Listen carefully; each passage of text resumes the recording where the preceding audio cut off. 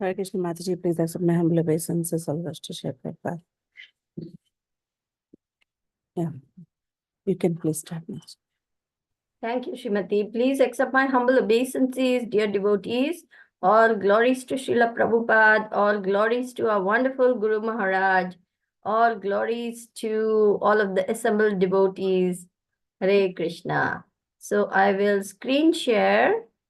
We are on Srimad Bhagavatam, Canto 1, Chapter 19, verse number 19. We are continuing the glorious departure of Maharaj Parikshit. I hope everybody can see the verse that I'm sharing. Yes, Mataji. Okay, very good. Om Namo Bhagavate Vasudevaya. Om Namo Bhagavate Vasudevaya. Om Namo Bhagavate Vasudevaya. Narayanam Namaskritya Naram Chaiva Narottamam Devim Saraswatim Vyasam Tato Jaya Mudirayet. Nashta Prayeshva Bhadreshu Nityam Bhagavata Sevaya. Bhagavati Uttama Shloke Bhaktir Bhavati Naishtiki. So we will recite the verse, read the translation and purport, and by the mercy, empowerment of all the Vaishnavas to whom I offer my humble obeisances, and by the mercy and empowerment of Gurudev, Srila Prabhupada and Guru Parampara, I beg for your blessings to be able to do this service nicely and please you all. Maharshayo vai samupagata ye prashasya sadvaiti anumodamanaha Uchu prajanugraha shila sara yad uttama shloka gunabhirupam. Translation and purport by His Divine Grace A.C. Bhaktivedanta Swami Prabhupada, Srila Prabhupada ki jai. All the great sages who were assembled there also praised the decision of Maharaj Parikshit, and they expressed their approval by saying, "Very good." Naturally, the sages are inclined to do good to common men, for they have all the qualitative powers of the Supreme Lord. Therefore, they were very much pleased to see Maharaj Parikshit, a devotee of the Lord, and they spoke as follows. Purport. The natural beauty of a living being is enhanced by rising up to the platform of devotional service. Maharaj Parikshit was absorbed in attachment for Lord Krishna. Seeing this, the great sages assembled were very pleased, and they expressed their approval by saying, "Very good." Such sages are naturally inclined to do good to the common man, and when they see a personality like Maharaj Parikshit advance in devotional service, their pleasure knows no bounds, and they offer all blessings in their power.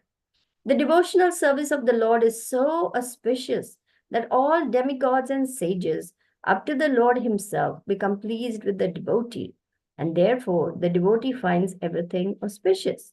All inauspicious matters are removed from the path of a progressive devotee. Meeting all the great sages at the time of death was certainly auspicious for Maharaj Parikshit, and thus he was blessed by the so-called curse of a Brahmana's boy. Om Ajnanatimidandhasya Jnananjana Shalakaya Chakshur Unmilitam Yena Tasmai Shri Guruve Namaha Shri Chaitanya Manobhishtam Stapitam Yena Bhutale Swayam Rupa Kadamayam Dadati Swapadantikam Vandeham Shri Guru Shri Yuta Padakamalam Shri Gurun Vaishnavamscha Shri Rupam Sagrajatam Sagana Raghunathan Vitam Tam Sajivam Sadvaitam Savadhutam Parijana Sahitam Krishna Chaitanya Devam Shri Radha Krishna Padan Sagana Lalita Shri Vishakhan Vitamcha. He Krishna Karuna Sindhu Dina Bandhu Jagatpate Gopesha Gopika Kanta Radha Kanta Namostute. Tapta Kanchana Gaurangi Radhe Vrindavaneshwari Rishabhanu Sute Devi Pranamami Hari Priye. Nama Om Vishnu Padaya Krishna Prishtaya Bhutale Srimate Bhakti Vedanta Swamini Ti Namini. Namaste Saraswate Deve Gauravani Pracharine. Nirvishesha Shunyavadi Pashatyadi Shatarine. Jai Shri Krishna Chaitanya Prabhu Nityananda Shri Advaita Gadadhar Shivasadi Gaur Bhakta Vrinda Hare Krishna, Krishna Krishna, Hare Hare, Hare Rama, Rama Rama, Hare Hare. So a very glorious assembling of sages, demigods, munis, spiritual masters, holy people was taking place on the banks of the Jamuna, where Maharaj Parikshit had decided to fast unto death. So this is a very glorious vow that a renounced king, as Maharaj Parikshit has undertaken, because he knows in 7 days this snake bird is going to come and bite him, and that will be the end of his life. So he wants to prepare. And because he is very self-realized and a pure devotee, he understands that by absorbing himself in the lotus feet, in the contemplation and worship of the lotus feet of Lord Krishna, he will rise completely above the bodily platform and be on the transcendental liberated platform and go back home, back to Godhead, being absorbed in thoughts of Lord Krishna. So Maharaj Parikshit is a pure devotee. In fact, in the womb, he saw Lord Krishna, who came to protect him because his body had been completely burnt by the Brahmastra. But he protected the soul of that baby and gave him life again so that he could take birth and continue to be the glorious king, the heir to the Pandav throne that the Pandavas had fought for so bravely. He was the only surviving heir, and Ashwatthama wanted to destroy even that last surviving heir. But of course, Krishna knew what was going to happen, and being implored by Uttara, his mother, entered into her womb just to protect the child. So Maharaj Parikshit had seen Lord Krishna in the womb, and thereafter he was always searching for Krishna. In fact, his name Parikshit means examiner. He was always examining everybody to see, is this my Lord Krishna? Is this my Lord Krishna? I want to see him again. So the Lord, for such a devotee, makes a special arrangement so that he can come back home to him. So what on the surface seems a terrible curse and a very, very, difficult way for such a glorious king to die, actually becomes all auspicious, not just for the king, but all auspicious for the entire world. Because through this pastime, we get to hear Srimad Bhagavatam, which is Amala Purana, the most purifying of all, because it is dealing with the Lord, the pastimes of the Lord, and the pastimes of the Lord's pure devotees, such as Maharaj Parikshit. So in this purport, Srila Prabhupada says something very, very telling. He says the natural beauty of a living being is enhanced by rising up to the platform of devotional service. And Prabhupada made this comment about his early American disciples, saying when they came, they were very dirty looking, very morose, but by taking up devotional service, they become so bright-faced, and their natural beauty is being enhanced because now they are in touch with Krishna through loving devotional service to him. So His Grace Satsvarup Maharaj, he writes over here, and I'm going to highlight it for you because these are actual words of Srila Prabhupada. Although naturally beautiful, these Western youth were now dirty and morose. Their beauty had become covered. But the chanting of Hare Krishna was reviving them. Prabhupada said, just as the monsoon revives the land of Vrindavan, making it fresh and verdant, and as the Vrindavan peacocks sometimes dance jubilantly, so the devotees, having shed their material bonds, were now ecstatically dancing and chanting the holy names.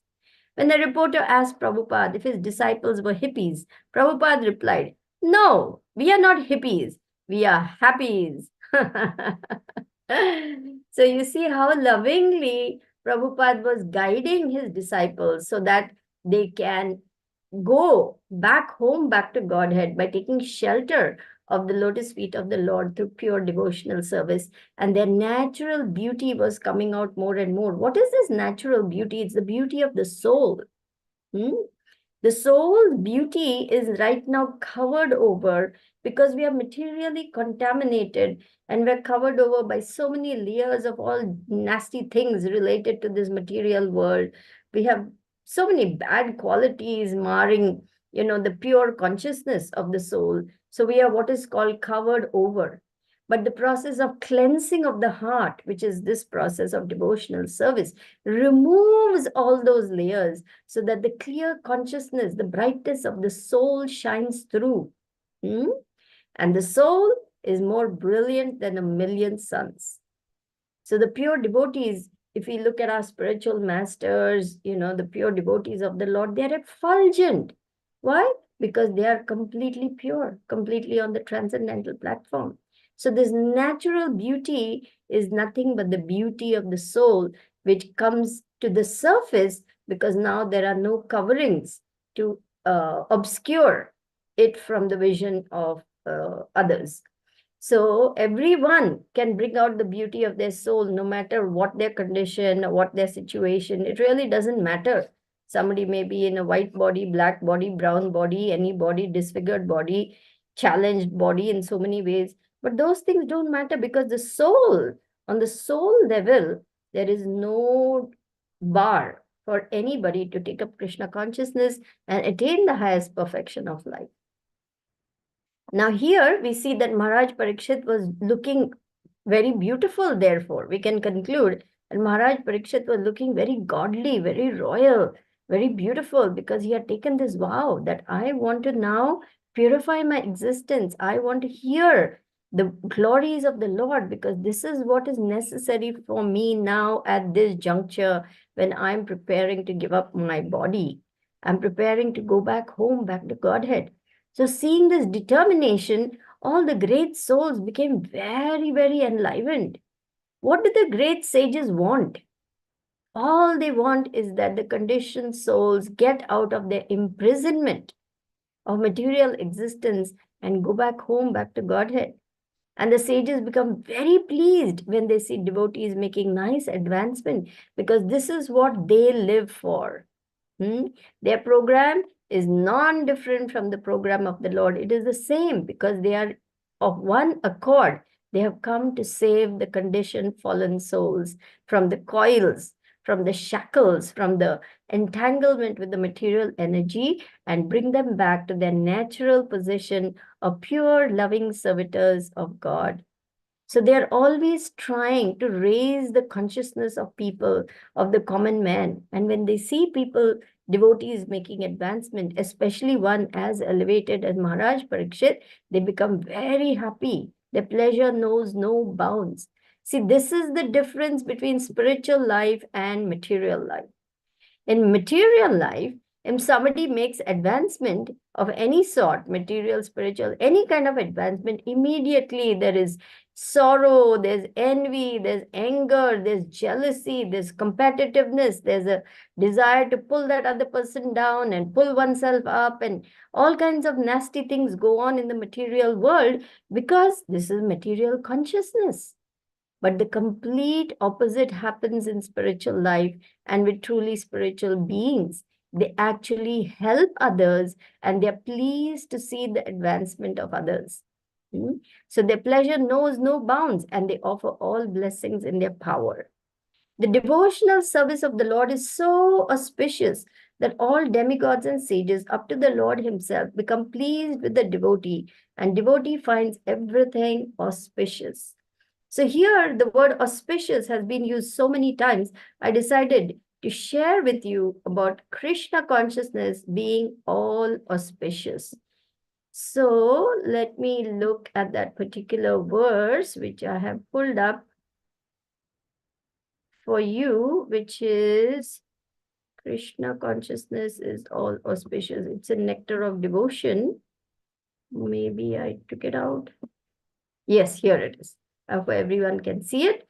Krishna consciousness is all auspicious. What is this meaning of all auspicious? So Srila Rupa Goswami is given this definition of auspiciousness. He says, actual auspiciousness means welfare activities for all the people of the entire world. At the present moment, groups of people are engaged in welfare activities in terms of society, community, or nation. There's even an attempt in the form of United Nations for world health. But due to the shortcomings of limited national activities, such a general mass welfare program is not practically possible.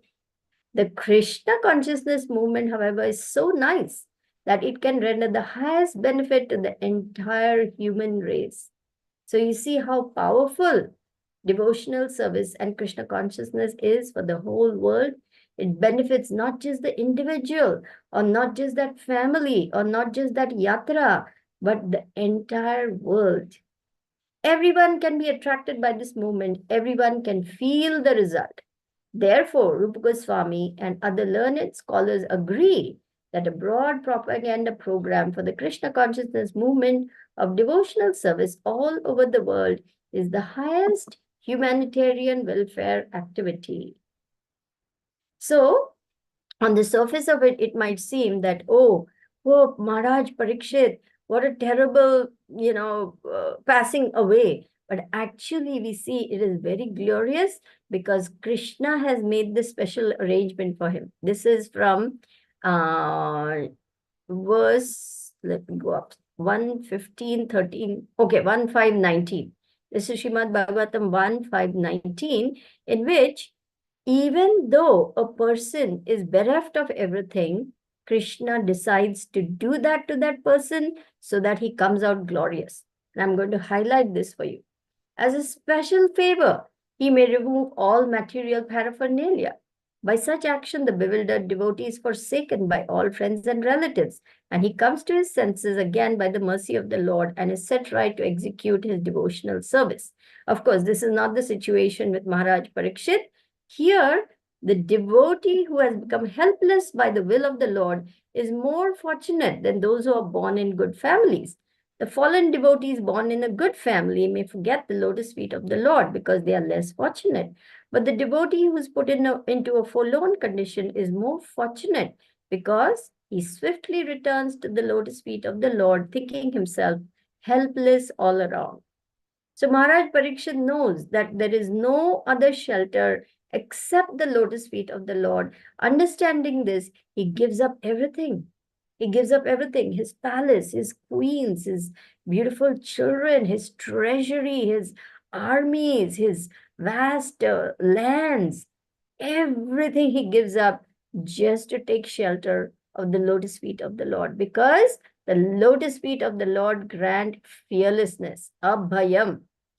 Bhajahu re mana Shri Nanda Nandana abhaya charanara vindare. You all know this song. Bhajahu re mana Shri Nanda Nandana abhaya charanara vindare. Bhajahu re mana Shri Nanda Nandana abhaya charanara vindare. So, in this Bhajahu re mana, the poet Govinda Das is singing, my dear Lord, I only want to worship your lotus feet because that is the only place of complete fearlessness. So by taking shelter of the Lord's lotus feet, we too can become fearless. So therefore, the situation has been created so that everything auspicious is occurring. So what was actually a curse becomes a blessing, because hearing of Maharaj Parikshit's very strict vow to fast unto death, all the sages come there to hear Bhagavatam, to give their blessings, and to make the whole atmosphere very auspicious. Because where pure devotees are gathered, where the pastimes of the Lord are being recited, the glories of the Lord are being recited, there the Lord is present. Naham tishtami vaikunthe. Krishna says, I am not present in Vaikuntha. Of course, he is there, but he is bringing out this point that I am where my devotees are singing my glories. O Narada, I am not in the hearts of the great yogis and the mystic yogis. I am there where my pure devotees are singing my glories. And this is very relishable because the pastimes of the Lord are nectar. In Bhagavad Gita 10:9, I will share with you that also. No, not that. Matchita matagat prana bodayantascha parasparam kadayantascha mam nityam tushyanti cha ramanti cha. The thoughts of my pure devotees dwell in me. Their lives are devoted to my service, and they derive great satisfaction and bliss by always conversing about me and enlightening one another about me. So here we go. Machita madgata prana bodhayanta parasparam katayantascha mam nityam tushyanti charamanti cha. And the translation is so beautiful. The thoughts of my pure devotees dwell in me. Their lives are fully devoted to my service, and they derive great satisfaction and bliss from always enlightening one another and conversing about me, because this is where the nectar is. This is where the nectar is. So the Lord's devotees simply want more nectar. See here it says, devotees of the Supreme Lord are 24 hours daily engaged in glorifying the qualities and pastimes of the Supreme Lord. Their hearts and souls are constantly submerged in Krishna, and they take pleasure in discussing him with other devotees. So the really exalted great devotees, they don't care what is their state of their bodies, what is the state of their home, what is the state of their finances. They're simply lost in rapture, thinking about the Lord, glorifying the Lord. There was a great saint. His name was Tukaram, saint poet of Maharashtra. He was so poor, so poor. He didn't have enough money even to take care of his family. But day and night, he would simply be singing the glories of the Lord. His wife would get very angry with him. She would say, "What is this? Our kids are starving. Our kids have no clothes. And all you're doing is simply singing the glories of the Lord. Go out, earn some money, do something." And he would go, he would try, and he would again get absorbed in singing and chanting the glories of the Lord. And there are many, many pastimes about Tukaram. Same way, Kolvecha Sridhar was very, very poor. Very poor. His clothes had more holes in them than cloth. But he too was completely in bliss, simply serving Lord Chaitanya. Lord Chaitanya would come and haggle with him. "Your banana leaf cups are too expensive. I'm not paying so much money for them. I'm going to give you only half price." Kolvecha would say, "My dear Lord, please look, anybody else not giving this price. I'm giving you at the least possible price. Please, my dear Lord, I'm not cheating. Please, please," like this. And then Lord Chaitanya would just then, in the end, not pay anything, grab them and go away. But Kolvecha Sridhar, when he was asked at the Mahaprakash Leela, ask a benediction, ask a benediction. You know what Kolvecha Sridhar said? "If at all, my dear Lord, you want to give me a benediction, then I simply wish that this beautiful Brahmin boy come and take my banana leaf cups, haggling with me about the price." So this is how much Kolvecha Sridhar loved Lord Chaitanya. Similarly, all the great devotees of the Lord, they're simply in love with the Lord. They do not want anything except to glorify the Lord, worship the Lord, uh, assist the Lord's devotees, worship the Lord's devotees. That is their absorption, that is their mood, and that is their joy. They derive complete satisfaction and bliss simply by this engagement. So, meeting all the great sages at the time of death was certainly auspicious for Maharaj Parikshit, and thus he was blessed by the so-called curse of a Brahmana's boy. So, for a devotee, there's nothing inauspicious. Everything is auspicious, everything is arranged by the Lord, and everything happens for the good of the devotee. Even when something bad is happening, it is actually good. Yeah, you might find it surprising that I'm saying this, because in our eyes, it may seem bad. "Oh, why is this happening? Oh, I was such a good boy, good girl, and why they cheated me, why they did that to me, why they..." Like this, we may moan and lament about different events and happenings in our life. But actually, Krishna is orchestrating everything to purify us and to bring us closer to him. We may lament and cry and moan and weep, but after some time we will say, "Thank you, Krishna," because we realize that through that episode, through going through that episode, something that was not necessary is taken away. You're getting purified and you're coming closer to Krishna. You've learned some important lessons which you will never forget, and you have made advancement. So this is how much Lord Krishna loves his devotees. He never forsakes his devotees.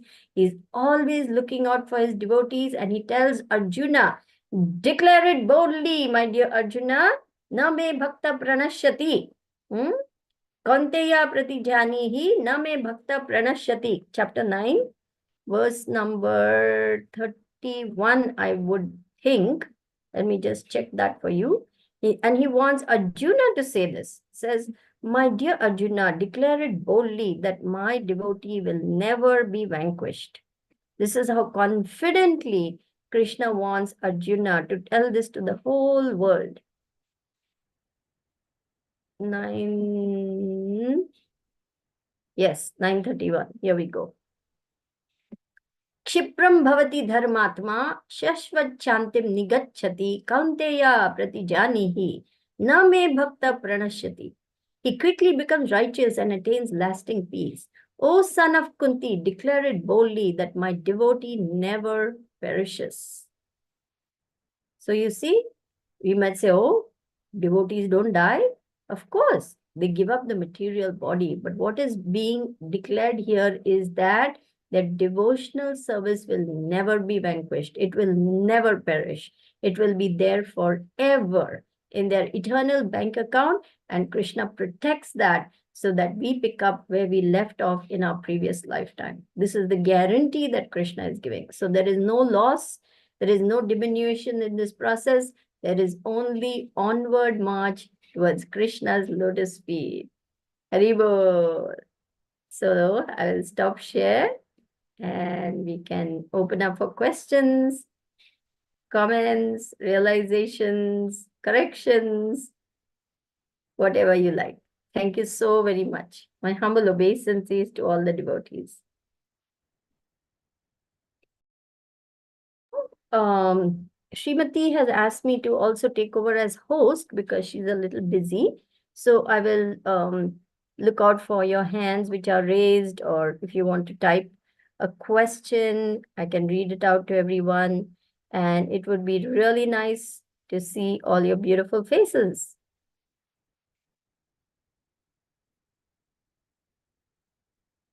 Shilpesh Prabhu.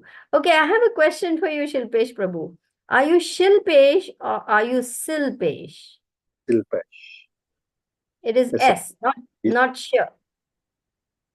Oh, I keep saying Shilpesh. So now I must say Silpesh. It's okay, a lot of people do, but I think it's derived from the word Shilpa, sculptor, the name. So I believe it doesn't really matter. Yeah, Shilpa is sculpture.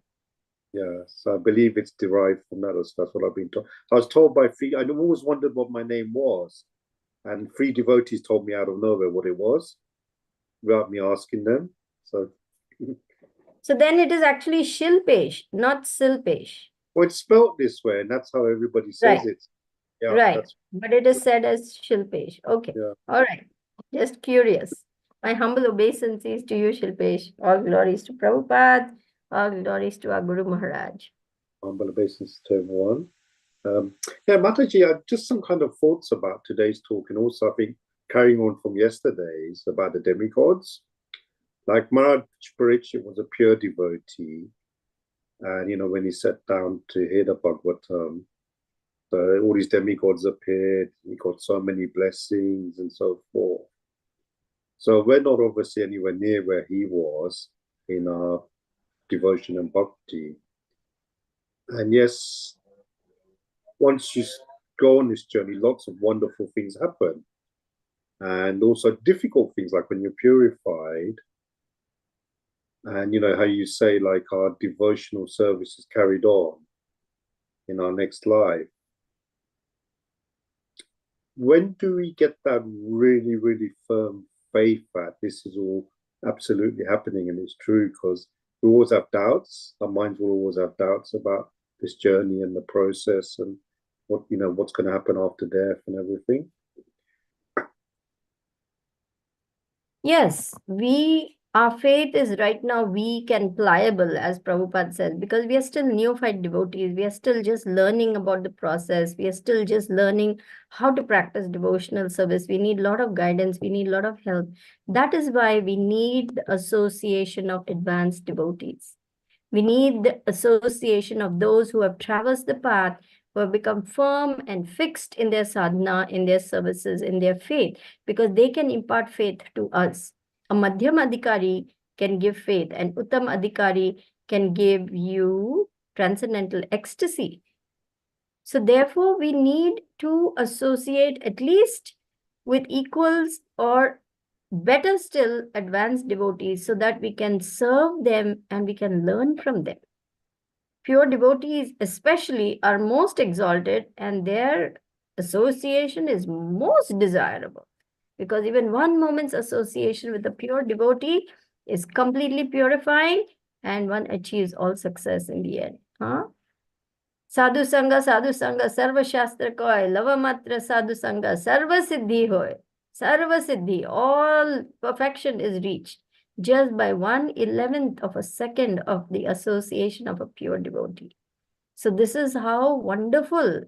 It is so rare to have a pure devotees association. And we are so blessed that every day we get to hear from Guru Maharaj, who is a pure devotee of the Lord, completely dedicated to Srila Prabhupada. So as we progress, we will come across these great souls and they can impart faith to us. And by our own experiences, when we see how faithful Krishna is to his promise, he never breaks his word to his devotee, never. He's always with us every moment, and he is there to protect his devotee. He loves his devotees. And so many times in my own life, I have seen, near fatal car crashes, so many different situations. I could have just, I mean, by now I have had 5 lives already, given to me back. It's like that. And this is Krishna. Krishna is protecting me. Then one develops that deep faith that yes, Krishna is there and he is protecting me.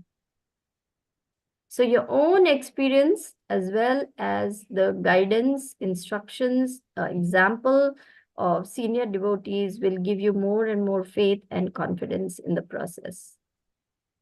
And just a little follow on, like, I'm amazed at how many devotees know the scriptures inside out. They know the Bhagavatam, they've read it, they can give classes on it. But a lot of us, we don't have that capability. I don't have that memory to remember everything or even to study that much anymore. So can we still reach or become a pure devotee without that knowledge of the scriptures, that in-depth knowledge that a lot of devotees have? Well, it's not that everyone has that scholastic inclination or that ability to memorize verses. That is true. We all have different propensities. Someone is a very good painter, someone is a very good carpenter, someone is a very good teacher, and so on. We all have different propensities.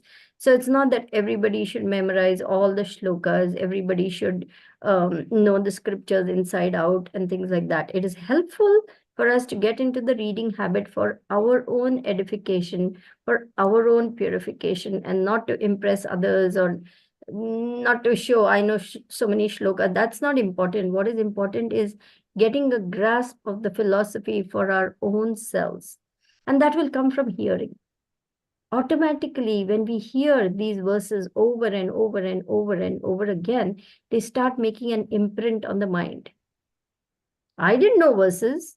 Simply by hearing again and again and again and again and again and again, they start making an imprint on the mind. And because that hearing process goes on and on, you actually are able to remember the verses. Like Tad Vidhi Pranipatena, I've heard it so many times. Then slowly it became just ingrained. I didn't make any special efforts or anything. So like this, don't worry. As you keep hearing the classes, as you keep reading on your own also, and as you hear Guru Maharaj, all these verses will start making an imprint in your heart and mind. And even if you may not be able to recall the whole verse, their purport, their import, their meaning will be imprinted in your heart, and you will get the realized knowledge from that. And that is more important than just, by hearting a verse or knowing it word by word. What is important is the essence must come and purify our consciousness. So don't worry too much at this point that you may not be able to remember. That's natural because you've just begun the journey. That's okay. You can't expect a baby, going to kindergarten to know the whole alphabet, right away. The child hears it day in and day out, day in and day out, day in and day out. And then after 1 year, he knows A, B, C, D, E, F, G, but in the beginning, he didn't. So like this, by hearing, you will come to know more and more and more. Not to worry. Thank you, Mataji. Thank you. Nice question.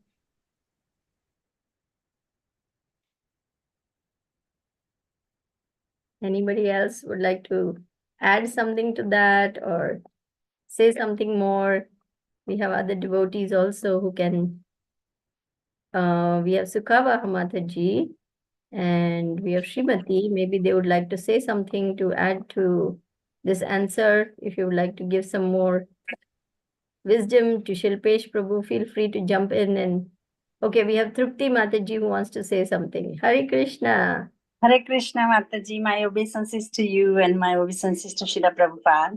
I just joined the class now. I couldn't join before, and I just heard a very important this talk what you just said, and I couldn't stop myself to. Yeah, it is absolutely what you said is correct, because I am very new from last year to the ISKCON, to Krishna consciousness, and obviously I don't know. I started from zero. But whatever I know, that is from listening and hearing from other people, and the sloka especially, and all the prayers and everything is all from listening, because my grandchildren goes to Krishnavati school, and all Narsinga prayer and Govindam and everything I have learned, and especially these Gita sloks and everything from Bhagavad Gita is from listening again and again and again. And I'm so I shouldn't say I'm proud of myself, because I should never be proud of that, but I'm very happy that I have now by heart I can chant Shri Shastakam, because I sang and I sang and sang, because I just fell in love with Chaitanya Mahaprabhu and Chaitanya Charitamrita, and I've been reading about it. And I can say now that it is by listening, and it is by hearing, and it is by chanting that you can master it. And what I know now, I never thought that I will know in such a short period of time. And so that's all I have to say. And that is all glories to Srila Prabhupada and his mercy, that I have, Hari Bol, that I have found Krishna consciousness, and I am learning a lot of stuff from all your scholars and mentors and devotees. So Hare Krishna. Hare Krishna. Thank you. Thank you for the wonderful sharing, Trupti. I'm sure that makes Shilpesh Prabhu very happy to hear this exact same thing, that all you have to do is keep on keeping on, and one day it will all be there in your heart, and you will be telling all this, whatever, we have spoken to other people. It will come to the surface, and you'll be brimming over with the desire to give Krishna consciousness to others. Believe me, it will happen.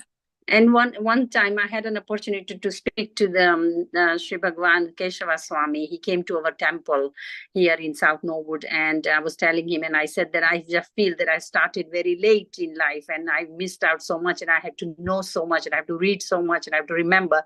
And he said, don't be in a hurry to do all that. You do small step at a time, and you don't have to know everything. You just continue what you're doing in a small baby steps, and and with good understanding, and then you will know, and you'll feel happy that whatever you know it properly, and you can understand it properly. So that helps.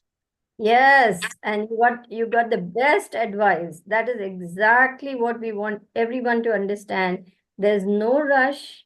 Take your time, but whatever little bit, learn it well, so that it gets really absorbed and you get clear about the message, and it enters deep into your consciousness and stays there and purifies you. Then you take the next step. There's no need to take a big chunk, and then you can't close your mouth around it, leave alone chewing it or digesting it.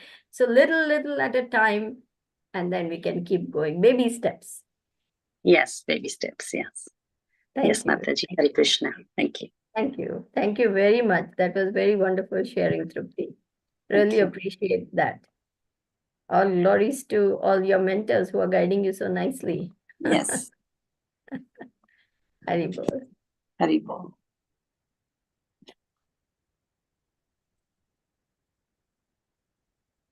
So we also have some, okay, there are comments in the messages, but no questions as of now.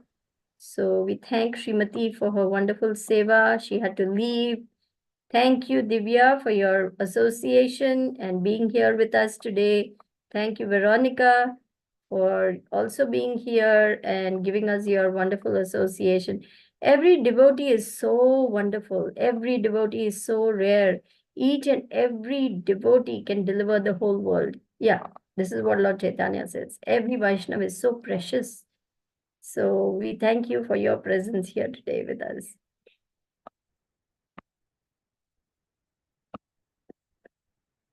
We also have Vishwa Pavani Mataji, Shilpesh. Yes, Shilpesh, go ahead, please. Yes, if nobody else has a question, there's another thing I wanted to ask. There's that sloka, I think it goes something like para dukkha dukhi or something, where Vaishnav, Vaishnav is para dukkha dukhi. yeah, so he feels the suffering of everybody else in the world. I mean, this also comes down to you being a psychiatrist, maybe you can help answer, but how do you, if you think very hard about other people's suffering, especially if you're quite empathetic, how do you stop that from bringing you down?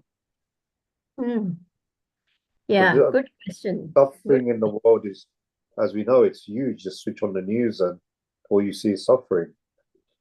Right. So we should not get bogged down in the negative energy. Just like a doctor, he has to go into the hospital and deal with all the sick patients, but he doesn't get sick himself in order to understand or treat the patient, right? He protects himself. He takes good care. He wears his mask and he wears his gloves and he wears, all the things, and he disinfects his hands and he takes good care of himself so that he can treat the patient nicely. So yes, this world is suffering due to lack of Krishna consciousness, but we don't have to get bogged down in that negativity. In fact, we are meant to rise above negativity and become strong in our own spiritual selves so that we can do best service to the world. So yes, people are suffering, but just suffering with them in the sense that letting myself go down is not going to serve the purpose. Prabhupada said, if you go fishing, make sure you don't fall into the water. So yes, we want to catch the conditioned souls and bring them to Krishna's lotus feet, but we don't want to go down with them. So we offer empathy, we offer compassion, we offer understanding, but we also do it in a way that doesn't allow us to go down. That means we protect ourselves with strong sadhana. We don't let someone else's negativity overwhelm us. That is important. It's like setting strong boundaries with non-devotees, really, until your sadhana is strong enough to maybe preach. Yes, right. And if someone is having some really difficult challenges, you can be very compassionate and say, you need professional help. You need to go and see someone who can be objective, who can be mature and who's well trained in this field so that they can help you, because I don't have the means or the capacity to deal with this situation. It is beyond my ability to help you, because believe me, just because you have a sympathetic heart, people will come and dump all their negativity on you sometimes, So you have to draw the line and say that I'm really sorry you're going through such a hard time, but there's very little I can do for you beyond, giving you a listening ear for some time. If you really feel so overwhelmed and you're not able to cope with the challenges of the situation, then get therapy, get counseling, get help, talk to mentors, talk to more experienced people who are able to guide you through life's storms. Everybody should have a mentor. Everybody should have someone to guide them in Krishna consciousness. As I'm a very sensitive, compassionate person in that way. And like sometimes you want to help somebody and you told them they need help. But I find it difficult to walk away from the situation because I feel like I need to help that person. They're hurting. So how do Yes, you we do offer help to the extent that we can, but not to the extent that we get overwhelmed and we sink down with them. Bhaktin Bani is writing, if you want a person to never come to the temple again, tell them that they need therapy. Bonnie, I hope those days are gone where people get so put off that they never want to come to the temple again just because you have given them good advice. I think we have passed that stage. I think people understand we are compassionate and we are only trying to help them. And I think the stigma against mental health is now going because everyone needs help from time to time, you know. So I don't think it's that dangerous anymore. But yeah, there was a time when people were, you know, feeling stigmatized if they admitted that they needed mental health counseling.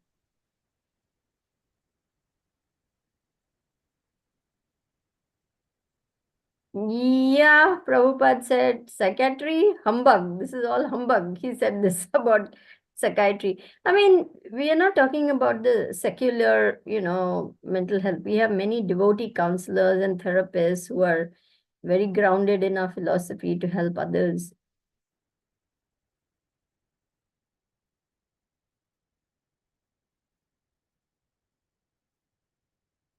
Yes, Trupti Mataji, please go ahead. You're on mute, Trupti. We cannot hear you. Hare Krishna Mataji. Yes, I don't know. Today is the day when all these questions and your talk is so like close to home kind of thing. I just now I couldn't join earlier, as I said, is because I have a neighbor who has suffered from mental health issue, and she called me when just before about 12 o'clock. And she was constantly not well and upset and all that. So I went to help her and all that, and to organize her medications and everything. And I called the GP for her and this and that. So to answer to the questions of is it Shilpan Prabhu?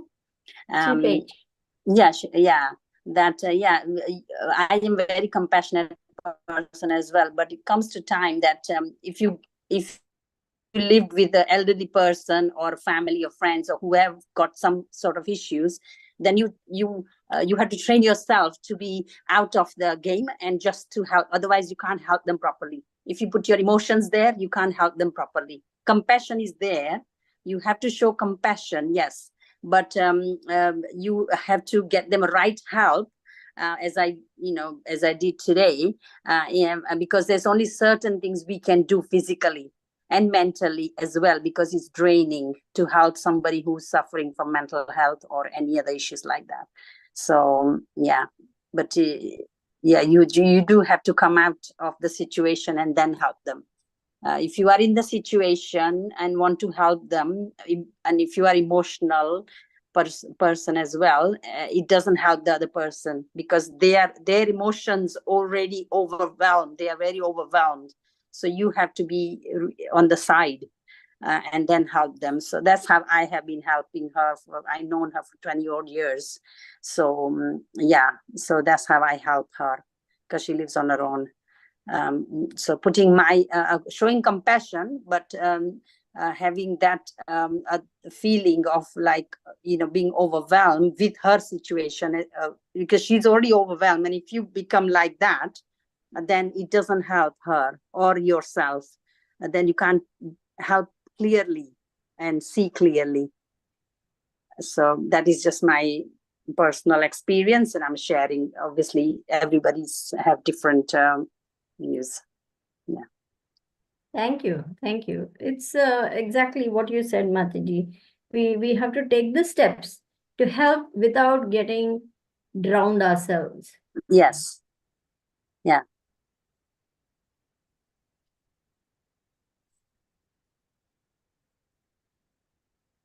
Any other questions? Any other comments or Any other realizations? If you need to say something, now is the time.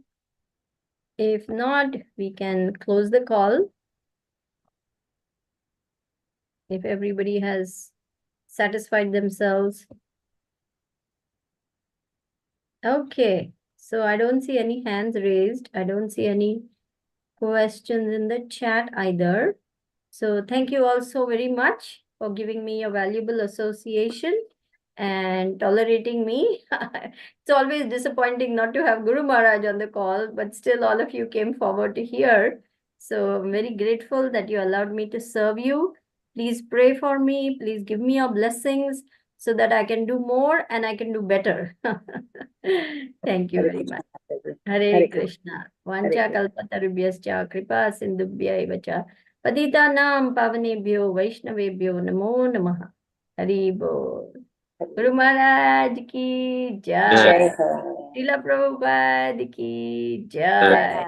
Sadhu Sangha ki jai. Gaur Premanande. Hari Hari Bol. Hari Bol. Thank you very much, Mataji. Thank you, Mataji. Wonderful. Thank you. Hare Krishna.